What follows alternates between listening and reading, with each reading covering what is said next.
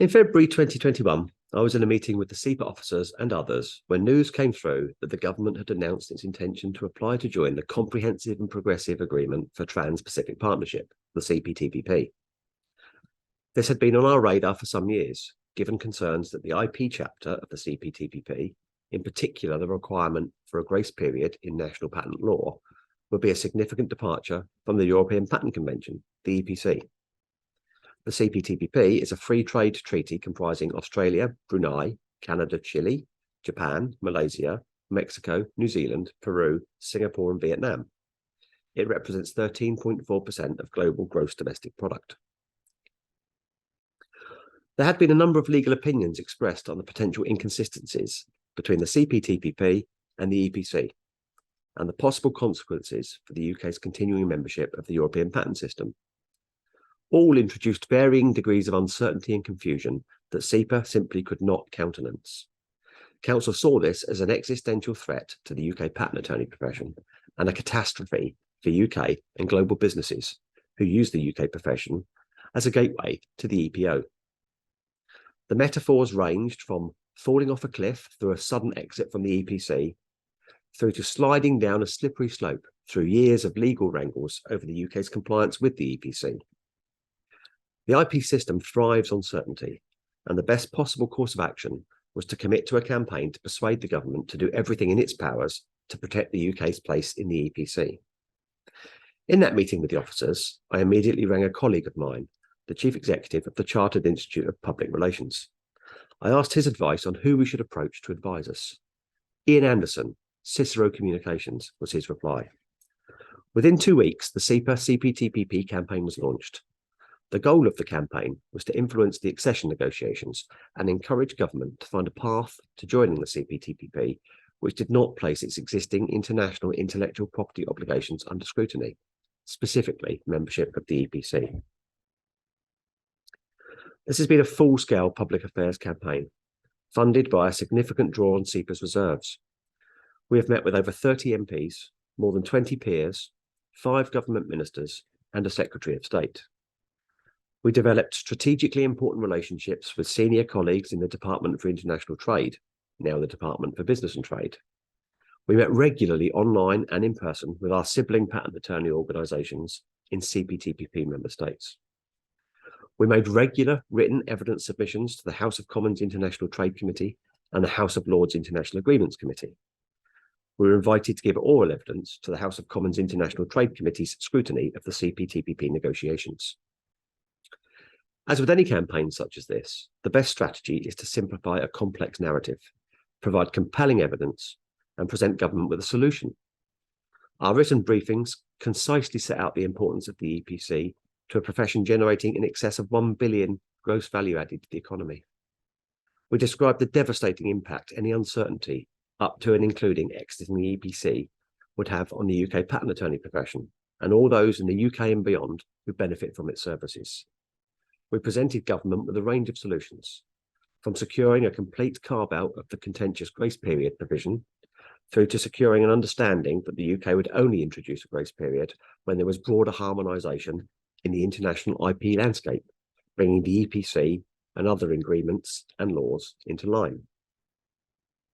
I'm pleased to report we achieved our goal. The UK government has negotiated an accession protocol which sets aside the grace period provisions of the CPTPP until such time as the EPC and the Strasbourg Patent Convention incorporate amendments which would not be inconsistent with Article 1838 of the CPTPP, the grace period provision. The UK government has committed to endeavour to promote the harmonisation of grace periods within international fora and to report back to CPTPP member states. We are indebted to Tony Clayton, former chief economist at the UK IPO, who produced a compelling research into the European patent system, commissioned by CIPA and the IP Federation, demonstrating that the work of UK patent attorneys before the European Patent Office contributed 1 billion gross value added per annum to the UK economy. The report was our most important briefing paper, its £1 billion headline being almost impossible to ignore and adding weight to our impact assessment for parliamentarians. This is, by any measure, an extraordinary achievement. Many of the parliamentarians we have spoken to since the announcement have commended our campaign. We know we reached the desk of the Prime Minister and that our evidence in Parliament was key to the success of our campaign. And I know from the avalanche of emails I have received from members that it's been well received by the profession. I feel proud and privileged to have worked on this campaign with past presidents of CIPA, Catriona Hammer, whose leadership of the IP Commercialisation Committee has been vital to our public position, and Alicia Instone, who was president at the time the campaign commenced. And also with my public affairs guru, Neil Lampert, CIPA's Deputy Chief Executive. We were brilliantly supported by an external public relations consultancy, Cicero. Our work has largely been conducted under non-disclosure and other confidentiality agreements, meaning we have not been able to report progress to members in the way we would have liked.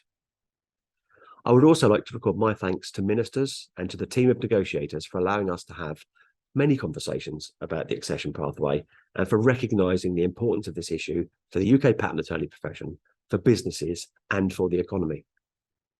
We are delighted with the outcome, which could not have been achieved without the diligent and tireless efforts of the negotiating team.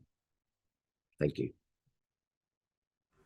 Hi, it's David Clark, Appiard Lees here, with a big thank you to Lee and the team at CIPA for the hard work they put in on the CPTPP deal, for getting a great result in the end so that my EPO certificate didn't end up going the same way as my EU IPO certificate. Thanks, team. It is fantastic that the UK has now joined the CPTPP, which will encourage greater trade between the participating nations. IP is central to innovation and commercialization, and CIPA have been instrumental, working tirelessly in securing the future of the UK patent profession through this agreement. So a big thank you to CIPA from myself and my colleagues. Just want to say a huge thank you on behalf of Danes to CIPA and everybody who has assisted in getting this across the line. It's been a wonderful relief to us to hear that we've had a successful outcome. Of course, we're really not surprised. One thing we know that patent agents is well prepared, persistent and persuasive, and it's obviously turned out to be that way this time. So we're hugely thankful, and we can rest relieved that we've got this over the line. So thank you very much for what you've done. Thank you, CIPA, for all that you've done behind the scenes to make sure it all went smoothly. Thank you very much. So just a very quick thank you to the CIPA team for huge amounts of effort on the campaigning on behalf of the profession. A great result with the CPTPP. Very well done, and many thanks on behalf of everyone in the UK profession.